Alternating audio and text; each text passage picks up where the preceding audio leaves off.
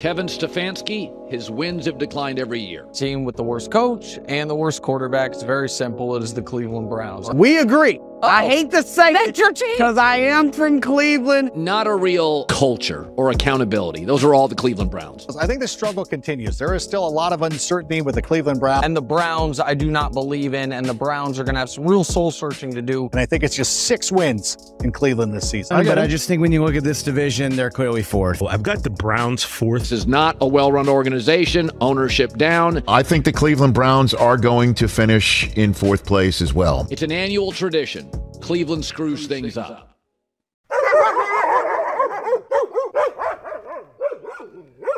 This is a good team with one of the best rosters in the league. Overall, they're going to be much improved, and this team is going to go 12-5 this year. Make the playoffs as the 6th seed.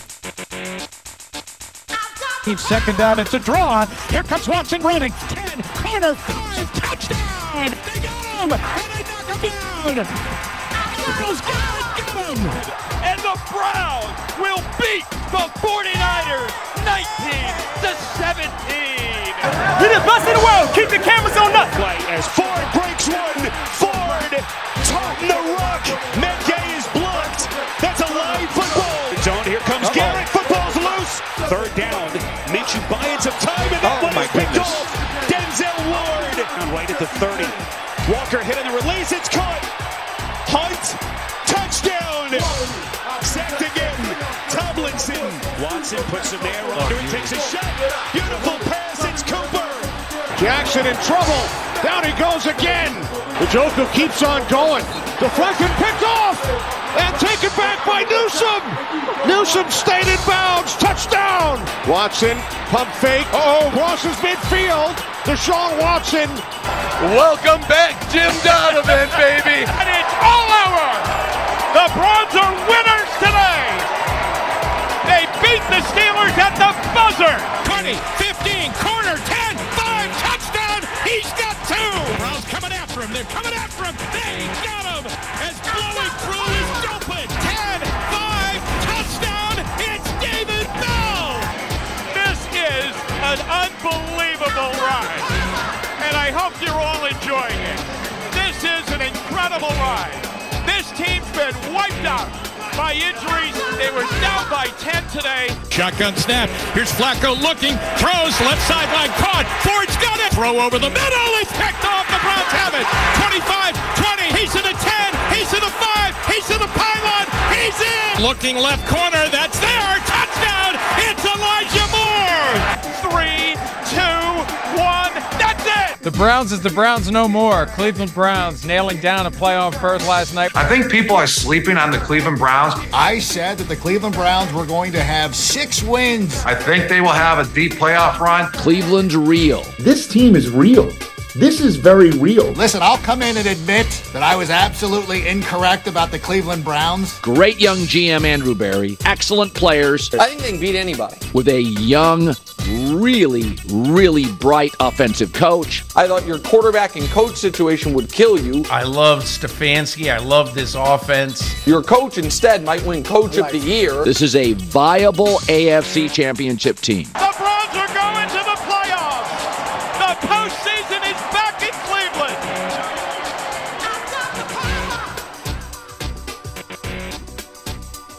This is a big day for celebration, not just because the Browns are in the playoffs, but because it feels like a real corner has been turned, a page has been turned, a new chapter has started. This is what we talked about a couple videos ago, about how the Browns aren't just a good team this season. They've shown signs and made steps this year and over the past year in general, and under the regime of Andrew Berry and Kevin Stefanski, that they're entering a new era of organizational greatness and relevancy. And that was further solidified after beating the Jets in what would have been the coolest atmosphere to be at if you had the ability to be at that game. I wish I could have been there. If you were there, let me know what it was like, because it just looks so cool just from watching on TV. I was watching here in my living room. It was my birthday, and what a gift to go out 28 years old on December 28th, watching this team make the playoffs for realistically the second time in my lifetime. I wasn't watching when they had that first run way back when they lost to the Steelers. I was too young for that. But now, after a lifetime of waiting for all of these great things, of trying to push away the negative aspects and stories of the past, of hurt Browns fans, of people who always move to the pessimistic mindset and the negative, that is done. We killed that.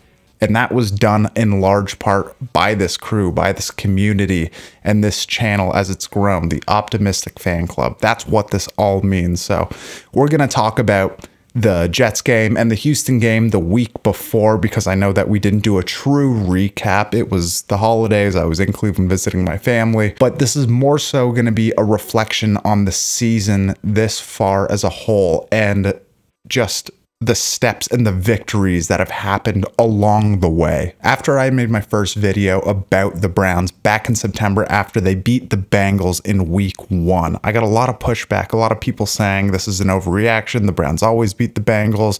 Watson didn't look that good. Stefanski's still a bad play caller. There isn't much hope. There was clearly a demographic of people who agreed with what I was trying to say, that this team is not the team of the past. The past failures of the Browns have nothing to do with the success that is possible to be attained this year. And that was really hopeful. And I'm still so thankful of all the people who tuned into that first video. But look at how far we've come 16 weeks later. So many ups and downs. Injuries, unprecedented wins, going from the team that the refs always screw to getting a couple favorable calls against the Colts and against the 49ers on that pass interference we all remember so well. From being the team who always loses the tight ones to winning 5, 6 one-possession games. I don't even know what it was, but it seemed like every week there was some heart-wrenching moment that turned out to be victorious in the end.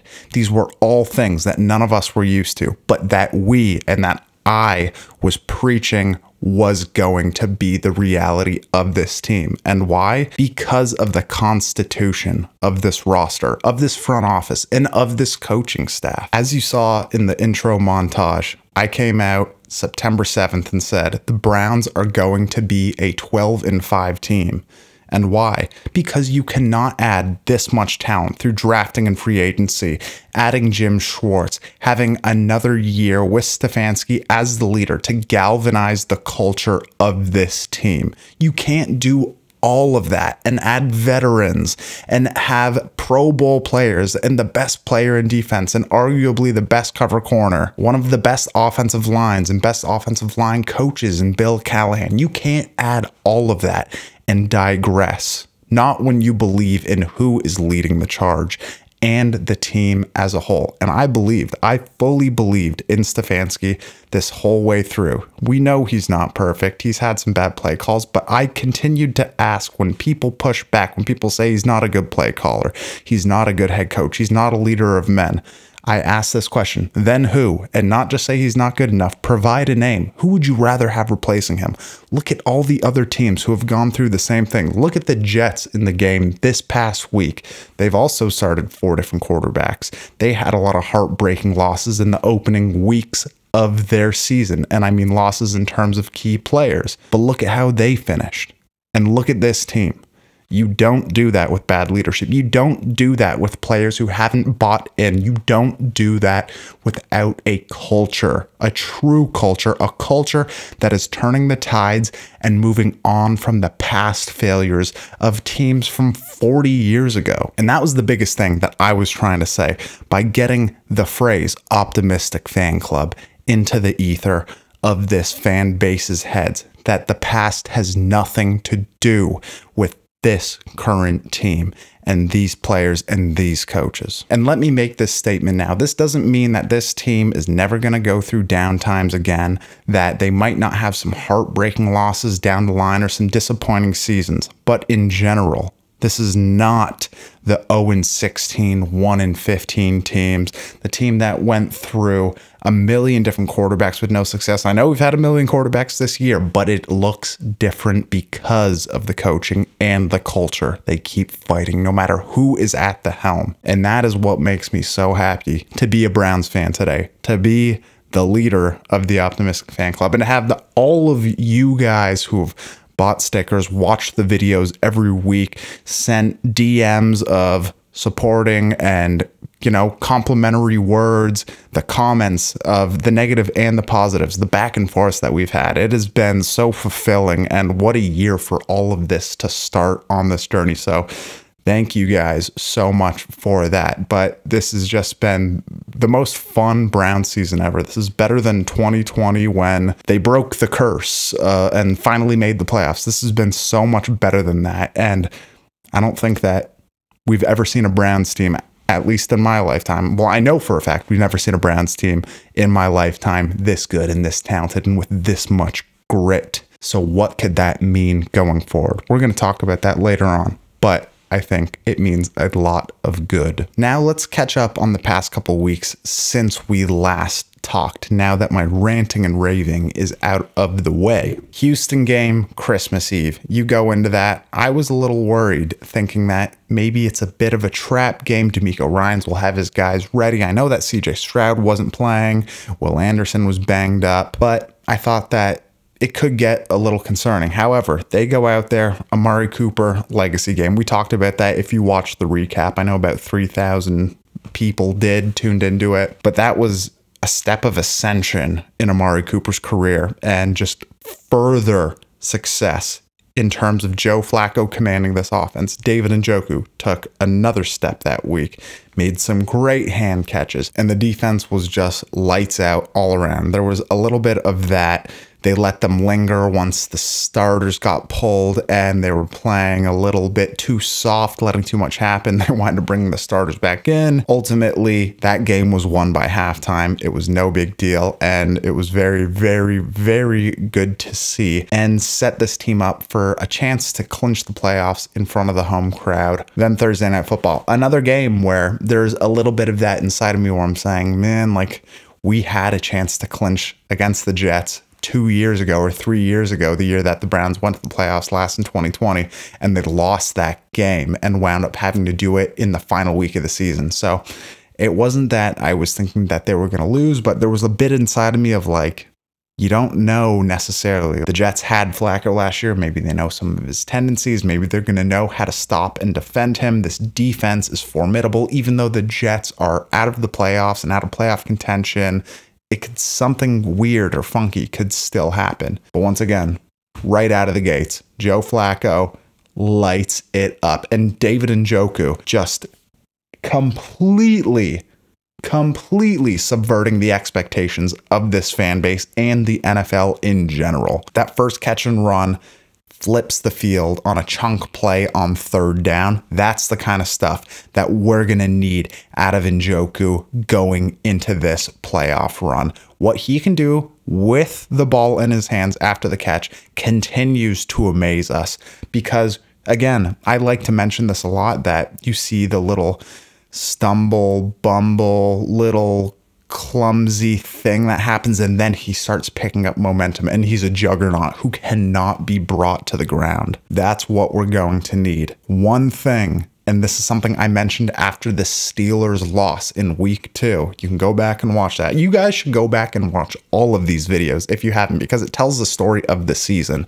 and the unwavering belief that we have had as a unit behind this unit. But I mentioned this before. When Njoku carries the ball, he splits the tip. He has no sus.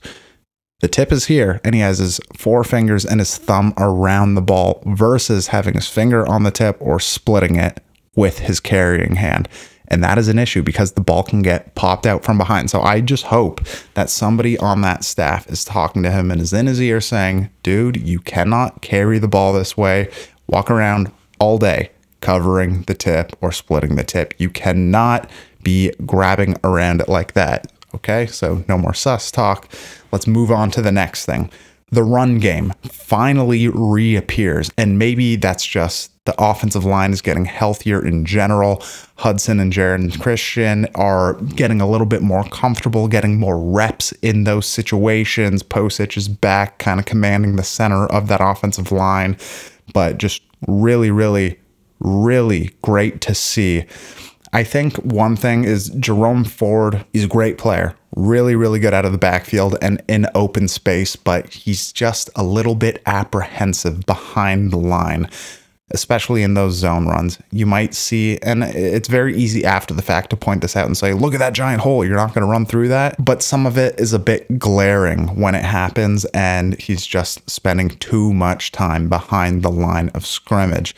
Versus Kareem Hunt, the way he attacks vertically, I think that is something that you are going to have to lean on into the playoffs. I kind of like the fact that he hasn't had a ton of miles put on him, minus short yardage situations and pass blocking situations where they want to keep him in. I think he is fresher than a lot of teams are going to realize, and I would hope and wouldn't be surprised that in the first round and throughout the playoffs, if we are blessed enough to move out of that first round in the wild card weekend, that he's going to have some big moments because they're just going to feed him. What he does in terms of his ball security, which is the most important thing, because Pierre Strong and Ford both have fumbles, if I'm not mistaken, in that Thursday nighter.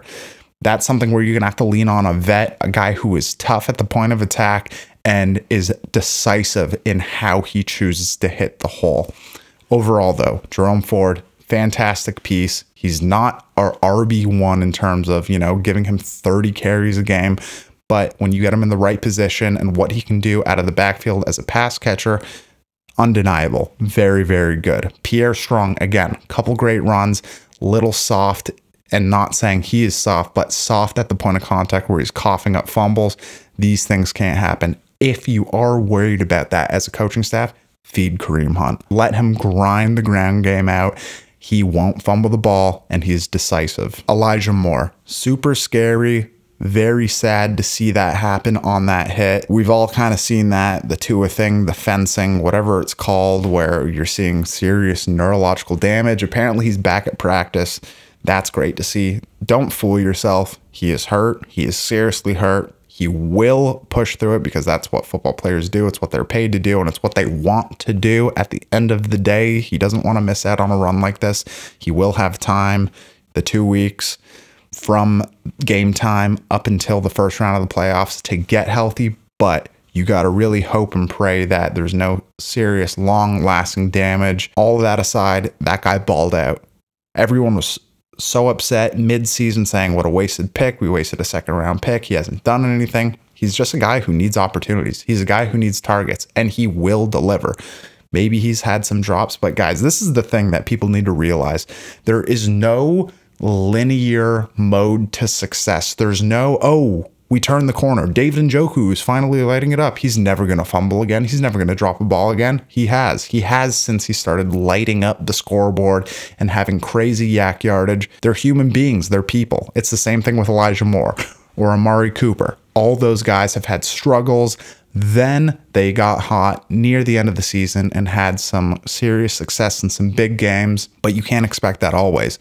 So this is the mindset we need to keep in mind in terms of the optimistic Cleveland fan club. All of those things, when you're watching these games, you can't just jump down a guy's throat and be like, oh, he made a mistake. We got to move on from that. That has not been the philosophy of this team. They go back to their guys who are playmakers because they trust that more times than not, they're going to put them in a position to succeed. And that's why you don't quit on people, because you wind up getting an Njoku in year 6 or 7. Same thing with Elijah Moore. He had a great game. He's had some struggles. The guy's 23 years old. So that trade is just going to pay dividends as time goes on. He's a young man. Again, praying and hoping that there's nothing serious long term with him, because he seems like a very focused young man, and I just really love what he's made of and how he continues to go to work every day. I would not bet against him of having a serious run in the playoffs, but that game just stepped up. When Amari Cooper goes down, he's a guy who can carry the load. And on some final notes on the Jets game, let's touch on the defense. Showed up again. One bad drive usually per game. They get counterpunched every now and then,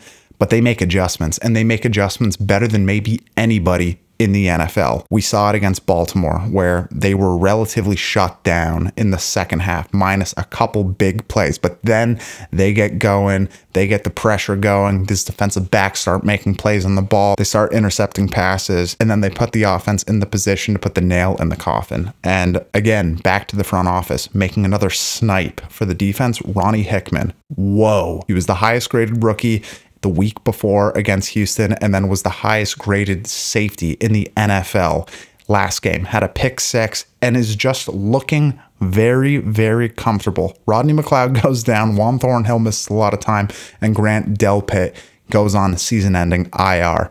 Okay, Ronnie Hickman and DeAnthony Bell, go out there and ball out. That is exciting to see, not just for the future, but within this postseason run that we're going to see. Someone else who I was pretty vocal about throughout the season that I felt was a little bit disappointing was Za'Darius Smith. But again, he's starting to peak at the right time. It seems like his angles that he's taking are better in his pass rush, so he's not getting looped around. Obviously, if you meet up with the Ravens in the postseason again, that's going to be very important, or the Chiefs or the Bills. It does, you know, going forward, all of these quarterbacks are going to have some degree of mobility. So Za'Darius Smith improving as the season has gone on and getting really comfortable is going to be very big for us, because Myles Garrett is going to continue to get the attention that he's getting. The defense as a whole showing up, making huge strides, and this team has peaked at the right time. They are ascending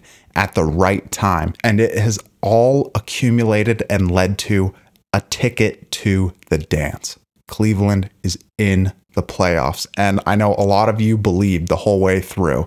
A lot of you saw that first video and saw, hey, this is a community where this isn't just going to be Browns fans screaming at the sky and blaming everyone for the problems. We're going to go through hard times, but we're going to continue to fight. We're going to trust these guys and this coaching staff and front office.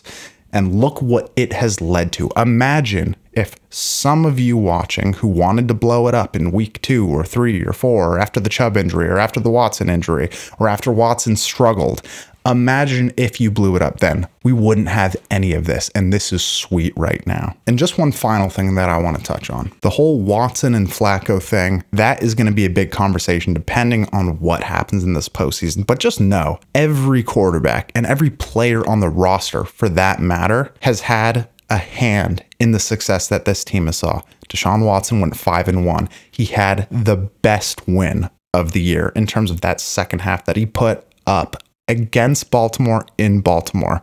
It is undeniable of his worth and what he did to propel the team to this point. So do not look past that. DTR going out and winning that game against Pittsburgh in Cleveland. Undeniable in its impact towards this season and the position that the Browns are in. PJ Walker against San Francisco. That is the amazing thing about this team. It has never been seen before in terms of this coaching job and this resiliency with the amount of injuries that this team has seen. And that is what is so exciting. Who knows what's going to happen next? But the fact is, this team has seen it all. They've been through it all. So who wants to face them? No one. So I just wanted to say that, because I know that a lot of people like to go, Flacco forever. He's the best. He's amazing. Hey, who knows what's going to happen? It'll be very interesting to see. Thank God I don't have to make those decisions. Thank God you guys don't. It's a better problem to have than you realize. These are all things that we are going to answer down the line. There's going to be a lot of videos on this stuff. We're going to do a ton of stuff in terms of previewing, you know, this final game of the year against Cincinnati and everything beyond that. There's going to be a lot of stuff coming out, so please subscribe if you haven't. A lot of people who watch this channel have not subscribed. And just understand too, regardless of what happens with the Browns, there will still be playoff coverage all the way through, high quality stuff. Going to get the podcast going more. Took some time off with a ton of travel, seeing family over the holidays, and just needed a reset. And too, just that Thursday nighter putting it in there made it very tough to turn a video around quick enough after the Houston game. But thank you guys so much for watching. This has been so fun and such a fun season, and I appreciate everyone who has shared this with people, everyone who's reached out with words of encouragement. There's a lot of big things to come with this channel in general, so join the party if you haven't. Go up, buy some stickers, really helps support everything that we're doing. And for the sticker giveaway, I will be reaching out to you as this video comes out. Got all those people writing me and hitting me up. I haven't responded to anyone, but I know who has subscribed and done everything that we needed to, got the first 5. So you will be reached out to very shortly and you will get those stickers. But if you want some of your own little post-Christmas money to spend, buy a sticker. It makes a big difference. Show out, buy a bunch and throw them up around the city so people are optimistic regardless of the circumstances that stand ahead of us. Thank you guys. We'll see you in the next one.